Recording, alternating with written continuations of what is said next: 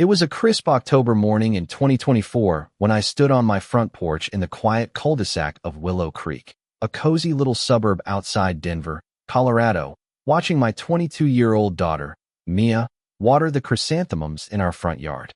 We'd moved here 2 years ago, chasing the dream of calm streets, friendly barbecues, and a tight-knit community. But that dream shattered when Diane Kessler, our neighbor and self-appointed homeowners association tyrant, stormed up our driveway, her face beet red, clutching a small pistol.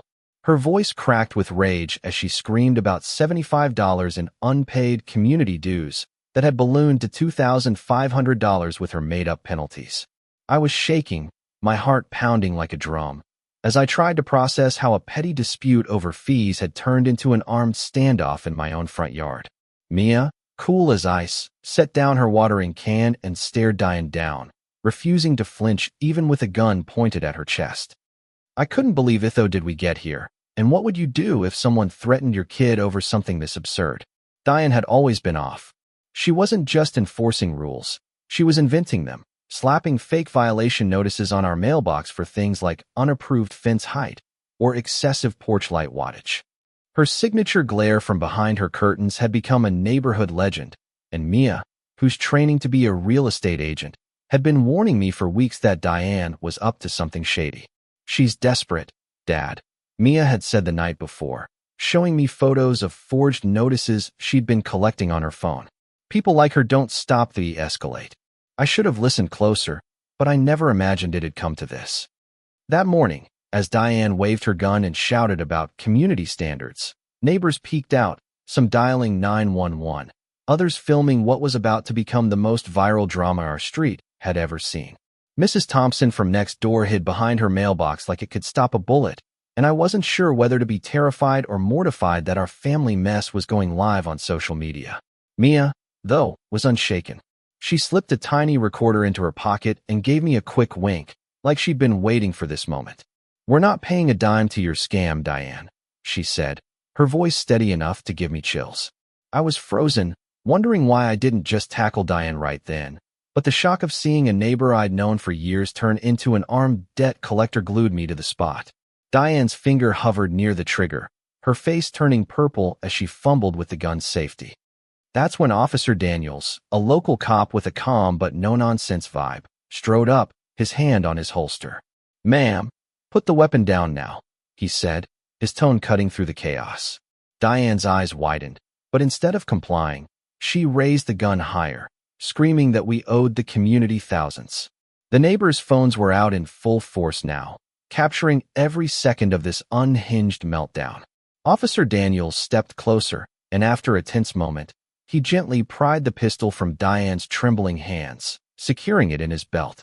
He called for backup, treating it as a mental health crisis, and I thought that was the end of it. I was wrong. The next morning, bright orange flyers appeared stapled to trees and shoved in mailboxes across Willow Creek, demanding immediate payment for nonsense violations like non-compliant garden decor or unauthorized sidewalk chalk. Diane, apparently undeterred by her psych evaluation, had spent her night crafting these fake notices, complete with crooked stamps and no signatures. Mia was out in her pajamas, snapping photos of the one on our oak tree, her face a mix of amusement and determination. "Look at this junk, Dad," she said, pointing out the sloppy formatting. She'd installed a security camera above our door weeks ago, and now it was catching Diane's every move. "She's digging her own grave," Mia whispered, her voice carrying a grit I'd never heard before.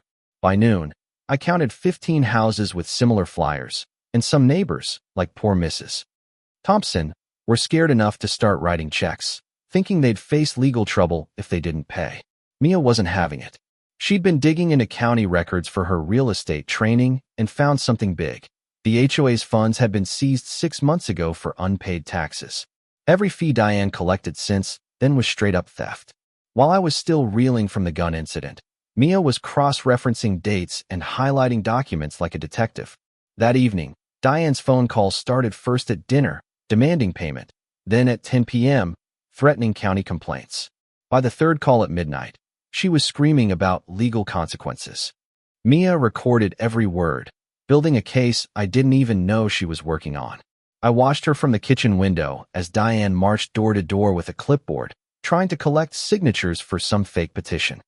The guy across the street slammed his door after a heated argument, and I could see lights flicking off as neighbors dodged her. Mia just smiled. "Tomorrow, we end this," she said, her confidence making me wonder what she had up her sleeve. Sunday morning, Diane showed up at our door at 8 a.m. sharp, thrusting a thick folder of official HOA papers at me. The documents looked legit at first, fancy seals, bold letterhead, but the signatures were fishy, and some dates predated our move to Willow Creek.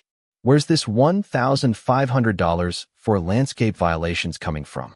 I asked, holding up a page about improper shrub spacing. Diane's neck tensed as she rambled through half-baked explanations, clearly making it up as she went. "Diane, the HOA account's been empty for months," she said, her voice shaky but firm, pointing to withdrawals that lined up with Diane's personal spending. She'd even found checks made out to Kessler Solutions, a company Diane clearly invented to funnel money to herself. The pieces were falling into place, and Diane's smug grin was fading fast. Then Mia stepped out, still in her pajamas, holding county documents covered in her neat handwriting. "Mrs. Thompson, Diane, you need to see this," she said, her voice calm but lethal. She'd been studying zoning laws and property records for months, and her research was about to blow everything open. "The county seized the HOA's assets 6 months ago," she read aloud. "Every fee collected since then is fraud." Diane tried to grab the papers, her face pale, but Mia stepped back. "These are fake," Diane stammered, waving her own penalty notice, "but Mrs. Thompson pointed out the wrong county seal and mismatched format." The crowd of neighbors gathering outside was buzzing now, and I could feel the tension building like a storm. By Monday afternoon, Diane's emergency HOA meeting was in full swing at the community pavilion, a rickety setup with borrowed folding chairs and a wobbly card table. About 20 neighbors showed up, most looking skeptical but curious. Diane stood at a cardboard box podium, waving a wooden spoon wrapped in duct tape like a gavel, ranting about unpaid fees and community pride. Officer Daniels was there, watching closely after her gun stunt. When Diane pointed to her nonsensical charts, I whispered to a few neighbors, "Keep your receipts, this is a scam."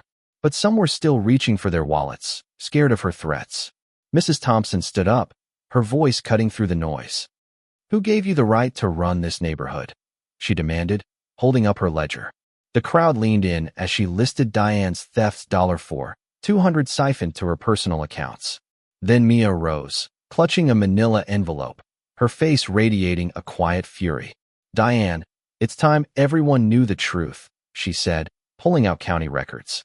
"I bought the community's infrastructure park, roads, mailboxes, drainage at a county auction in April. The HOA's been defunct since March." Gasps rippled through the crowd. Officer Daniels verified the documents on his patrol car's system, nodding grimly. "These are legit," he said. Diane's face cycled through panic and rage. "This is impossible," she shrieked, digging through her bag for more fake papers, but Mia was ready. "Those are from a document mill under federal investigation," she said, showing proof. The crowd was electric now, phones out, social media buzzing with the drama. Diane's meltdown was spectacular. She tried deleting something on her phone, but Officer Daniels stopped her, warning about evidence tampering. Mia read from her notebook. Dates, times, $800 transfers, forged documents, armed threats. Mrs. Thompson piled on with receipts and screenshots, linking Diane's spending to stolen funds. "You stole from us," a neighbor shouted, and the crowd's outrage grew. Officer Daniels stepped in. "Ma'am, you're under arrest for fraud, theft, forgery, extortion, and weapons charges." As the cuffs clicked, Diane's screams echoed, but no one was listening anymore. Within weeks, Diane faced multiple charges, a restraining order, and 200 hours of community service in another county. She was banned from HOA rolls for life, and neighbors got full refunds plus compensation through a court-ordered restitution program. Mia set up a transparent community fund system, with Mrs. Thompson as treasurer.